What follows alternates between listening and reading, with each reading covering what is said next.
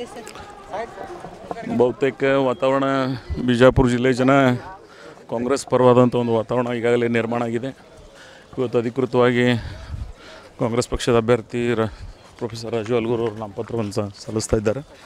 So ಜನರ ನಾಡಿ ಮಿಡಿತವನ್ನು ಸೂಕ್ಷ್ಮವಾಗಿ ಗಮನಿಸಿದ್ರೆ ನಮ್ಮ ಗೆಲುವು 100ಕ್ಕೂ 100ರಷ್ಟು ವಾತಾವರಣ ನಿರ್ಮಾಣ ಆಗಿದೆ. ಬಹುತೇಕ ಪ್ರಜ್ಞಾವಂತ ಜನ ಈ ಸಲ BJPಗೆ ಮತ ಹಾಕ್ತಕ್ಕಂಥ ನಿರ್ಣಯ ಮಾಡೋದಿಲ್ಲ, ಕಾಂಗ್ರೆಸ್ ಪರವಾಗಿರ್ತಾರೆ ಅಂತೇಳಿ ನಾವೆಲ್ಲ ಭಾವಿಸ್ಕೊಂಡಿದ್ದೀವಿ.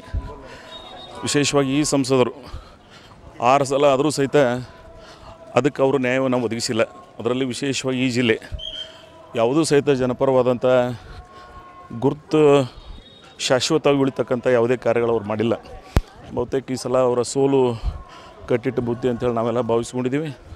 ಹಾಗೆ ರಾಜು ಅಲ್ಗೂರು ಅವರ ಸಾರ್ವಜನಿಕ ಬದುಕನ್ನು ಜನ ಗಮನಿಸಿ ಒಬ್ಬ ಪ್ರಬುದ್ಧ ಸಂಸದರಾಗ್ತಕ್ಕಂಥ ಅವಕಾಶ ನೀಡ್ತಾರಂಥೇಳಿ ನಾವೆಲ್ಲ ಭಾವಿಸ್ಕೊಂಡಿದ್ದೀವಿ. ಮತ್ತು ಜಿಲ್ಲೆಯ ಎಲ್ಲ ಸಚಿವರು, ಶಾಸಕರುಗಳು, ಕಾರ್ಯಕರ್ತರು, ಮುಖಂಡರು ಒಟ್ಟಾಗಿ ಈ ಚುನಾವಣೆಯನ್ನು ಎದುರಿಸ್ತಾ ಇದ್ದೀವಿ.